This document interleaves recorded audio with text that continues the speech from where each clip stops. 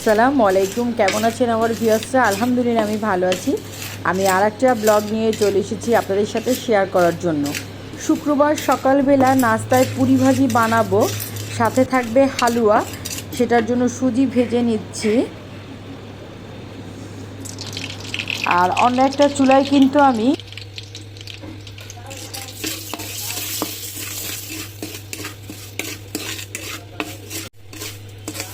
এর মধ্যে বোন জিজ্ঞেস করলো দুপুরের জন্য কি রান্না করব। আমি বোনকে বললাম এক চুলায় ডাল বসিয়ে দেই আর কোরমা বের করে নেই, ডাল ভাত আর কোরমা খাবো।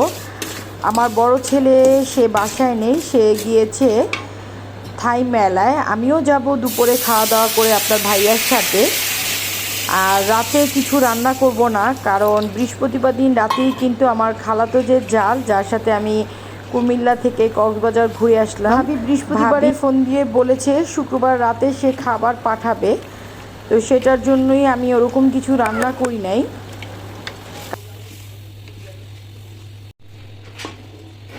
হালুয়া রেডি হয়ে গিয়েছে আর বোন বলল যে আপনি হালুয়াটা নামালে এই চুলায় আমি তেল দিয়ে দিব পুরি ভাজার জন্য। আমি বললাম যে জাফরান দিয়ে এখনই হালুয়াটাকে আমি নামিয়ে নিব। আর এদিকে আমি যে পুরির জন্য ভাজি বসিয়েছি সেই আলু ভাজিটা নেড়ে দিলাম। আর এখনও ভাজিটা হয়নি, ঢাকনা দিয়ে ভাজিটা আরও কিছুক্ষণ রান্না করব।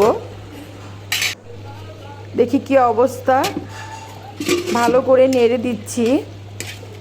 আলু গলে গিয়েছে, আমি কিন্তু এখানে পানি অ্যাড করেছিলাম। দিয়ে দিচ্ছি শুকনো মরিচ, দিয়ে দিলাম একটু কালি জিরা, দিয়ে আমি ভালো করে নেড়ে দিচ্ছি। এখন আমি দিয়ে দিব এটার মধ্যে আমের আচার। আপনাদের কাছে যে কোনো আচার থাকলে যে কোনো আচারই দিতে পারেন, আমি আমের আচার দিয়ে দিচ্ছি। আর পুরি দিয়ে কিন্তু ভাজিটা এরকমই হয়, আমরা এরকম করেই খাই। ভাজি রেডি, এখন পুরিগুলো গোল গোল করে বেলে নিচ্ছি। এক চুলায় তেল গরম দিয়ে দিয়েছি ভাজি নামিয়ে, আর এক চুলায় দিয়েছি ডাল।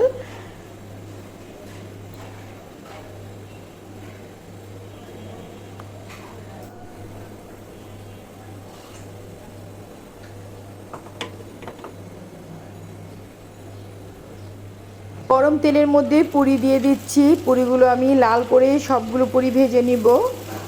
আর শুক্রবারে সবাই আমরা একসাথে কিন্তু নাস্তা খেতে বসি।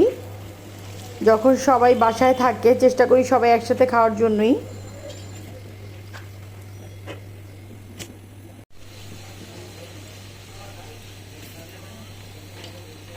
পুরি ভেজে তুলে তুলে রাখছি, আবার তেলের মধ্যে পুরি দিচ্ছি। এভাবে করি সবগুলো পুরি বানিয়ে একসাথে খেতে বসে যাব সবাই।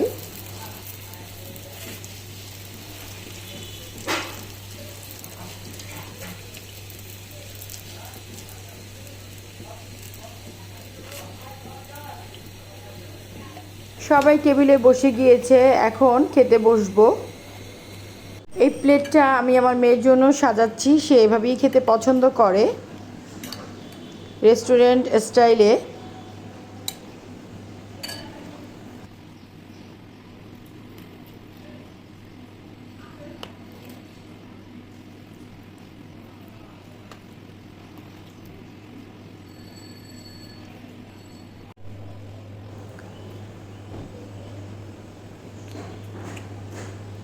আমরা সবাই একসাথে খাচ্ছিলাম আর কথা বলছিলাম, আর খুবই মজা ছিল। পুরি ভাজি আর হলো গিয়ে হালুয়া। আমি বোনকে বলছিলাম তুমি নাস্তা খেয়ে ঘরে চলে যাও, বিস্তার টিস্তা গুছিয়ে ফেলো। আর আমি এখানে ডাল দেখছি, কারণ আজকে জুম্মার দিন, আমি নামাজ পড়ে খাওয়া দাওয়া করে তারপরে থাই মেলায় যাব। বোন যখন বিছনা গুছাচ্ছিল আমি একটু ভিডিও করলাম, কারণ শুক্রবারে বুয়া আসে না, আপনারা সবাই জানেন।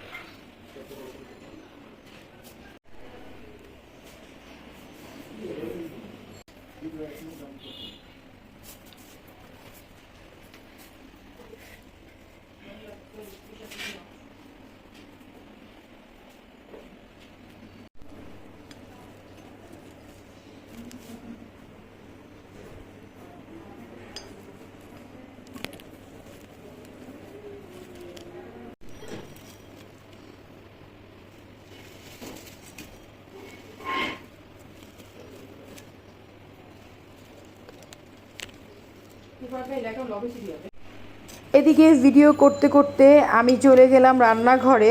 ডাল যে বসিয়েছিলাম সেই ডাল বাগার দিতে হবে।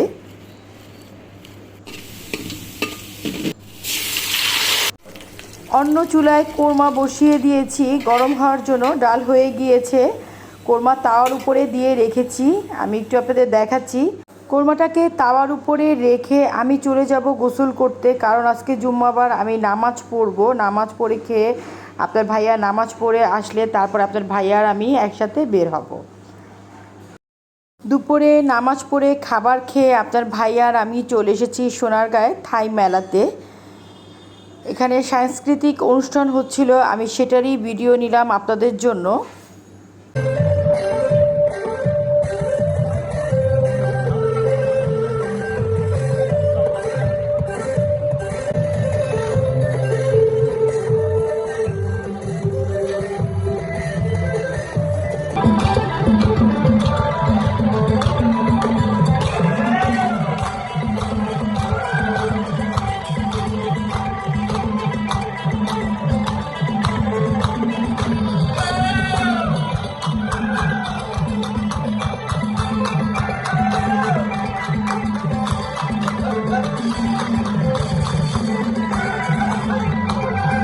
থাইয়ের সাংস্কৃতিক অনুষ্ঠানের পরে আমাদের দেশের ছেলেরা মডেলিং করছিল, মেয়েরা মডেলিং করছিল, সেটার একটু ভিডিও করলাম আমার ভিউয়ার্সদের জন্য।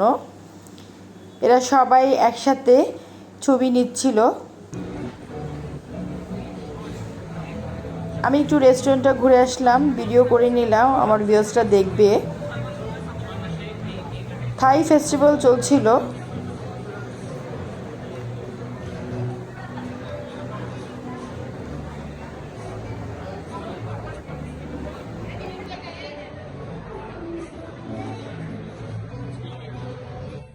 বেলা থেকে আস্তে আস্তে মাগরিব হয়ে গিয়েছে। এর মধ্যে ভাবি খাবার পাঠিয়েছে। আমি একটু খাবারগুলো খুলে আপনাদের দেখাচ্ছি। ভাবি দেখেন কত বিরিয়ানি পাঠিয়েছে।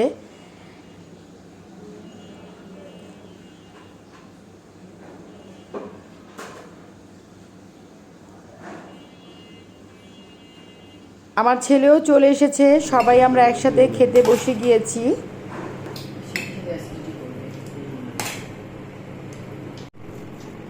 খাবার খুবই মজা ছিল। ভাবি অনেকগুলো খাবার পাঠিয়েছিল।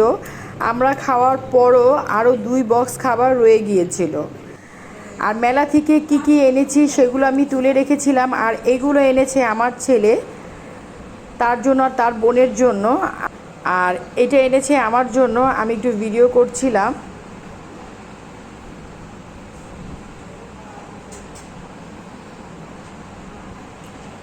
আজ এ পর্যন্তই। আমার ব্লগ যদি আপনাদের ভালো লেগে থাকে তাহলে অবশ্যই বেশি বেশি করে ফ্যামিলি ফ্রেন্ডদের সাথে শেয়ার করবেন। যারা এখন পর্যন্ত আমার চ্যানেলটি সাবস্ক্রাইব করেননি তারা অবশ্যই সাবস্ক্রাইব করবেন। আল্লাহ হাফিজ।